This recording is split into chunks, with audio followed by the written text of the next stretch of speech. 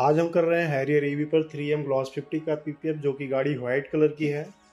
और इस गाड़ी पे हम लोग जो पीपीएफ कर रहे हैं इसकी वारंटी 5 साल होती है। 5 साल तक किसी भी तरीके से कोई भी अगर प्रॉब्लम होती है, कोई फिजिकल डैमेज नहीं होना चाहिए, तो गाड़ी का पीपीएफ कंपनी की तरफ से रिप्लेस किया जाता है। अगर हम बात करें पीपीएफ की, तो पीपीएफ आपको मिलता है 190 माइक्रोन में।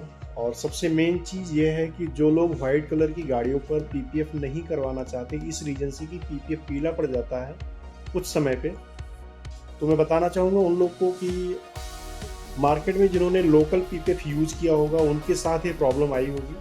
अगर आप किसी भी अच्छी कंपनी का पीपीएफ लेते हैं, अच्छी क्वालिटी का पीपीएफ लेते हैं, तो एलोइंग की प्रॉब्लम नहीं आती है। अगर आप अपनी वाइट गाड़ी के लिए पीपीएफ देख रहे हैं तो एक बार 3M authorised application studio Noida sector 18 visit कीजिए, जहाँ पे 3M के आपको जेन्युइन प्रोडक्ट मिलेंगे गारंटी के साथ।